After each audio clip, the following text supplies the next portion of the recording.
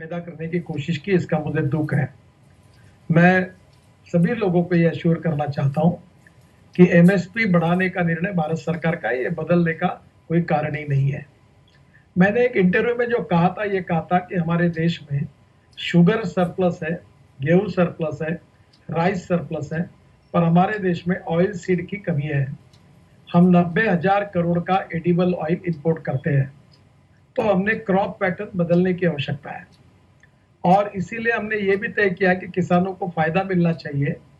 इसलिए राइस से, गेहूं से इथेनॉल बनाने की बात भी आई है और पंजाब और हरियाणा में हमने कॉर्न भी बड़े प्रमाण पर लगाना चाहिए, उसमें ज्यादा इनकम भी मिलेगा और कॉर्न से इथेनॉल तैयार होगा। और राइस से अगर इथेनॉल होगा तो राइस से भी कीमत बढ़ेगी और किसानों को फायदा होगा।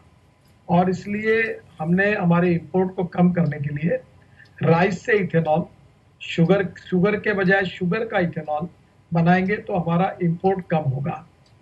और आज ये बात बिल्कुल सच है कि भारत सरकार जो एमएसपी दे रही है, जैसे वर्ल्ड के मार्केट में आज शुगर का भाव 22 से 23 रुपए किलो है और हम 34 रुपए किलो भाव देकर हमने किसानों को प्रोटेक्ट किया है। गेहूं और चावल के भी इंटरनेशनल मार्केट में भाव कम है, फिर भी हमने किसानों के बाजू से खड़े होकर एमएसपी बढ़ा कर दी है।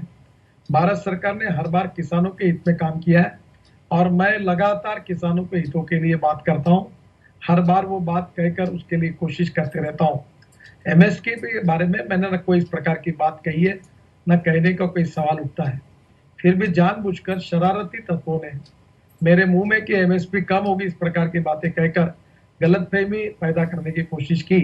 ये पूरी तरह गलत है और मैं विश्वास दिलाना चाहता हूँ किसानों को कि जो नरेंद्र तोमर जी कृषि मंत्री है, उन्होंने जो प्रेस कॉन्फ्रेंस ली, उस प्रेस कॉन्फ्रेंस में भी उपस्थित था।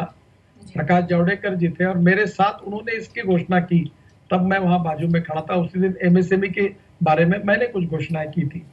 तो मैं निश्चित रूप से ये कम होने का कोई कारण नहीं। इस प्रकार की बातें करना ये शरारतपूर्ण है और गलत है। किसानों ने इससे सावधान रहना चाहिए, ऐसा मेरा उनसे अनुरोध है। सर, रिसेंटली आपने एक फिगर भी कोट किया है कि 10 लाख करोड़ का रेवेन्यू लॉस इंडिया को होगा because of the covid crisis. You have been quoted as saying. So a lot of measures have been announced by the government for the यही तो आपकी गलती होती है कि मैंने कभी ये कोट ही नहीं किया। आप लोग कैसे गलत लोगों को कोट करते हो? नहीं सर, I read it मैंने in क्या the news. नहीं, वही लिखने वाले लोग कैसे लिखते हैं। देखिए, मैंने ये कहा कि हमारे देश में टोटल जीडीपी हमारा 200 लाख करोड़ का है जी. और उसमें से 20 लाख करोड़ का पैकेज हमने जाहिर किया है। और जो स्टेट और भारत सरकार के कोरोना के कारण जो बजट डेफिसिट आएगा वो 10 लाख करोड़ का आएगा, ऐसा अर्थशास्त्रियों का अंदाज है। अच्छा. और इसलिए हमारे इकोनॉमी में फॉरेन इन्वेस्टमेंट एमएसएमई में, स्टॉक एक्सचेंज के द्वारा, फाइनेंशियल इंस्टीट्यूशन, बैंक और उसके साथ साथ एनबीएफसी के द्वारा, और इंफ्रास्ट्रक्चर में road, railway, airport, aviation, shipping और पोर्ट में बड़े प्रमाण पर हम लाएंगे तो उससे लिक्विडिटी बढ़ेगी और लिक्विडिटी बढ़ेगी तो परचेसिंग पावर बढ़ेगी और परचेसिंग पावर बढ़ेगी तो हमारी इकोनॉमी का चक्र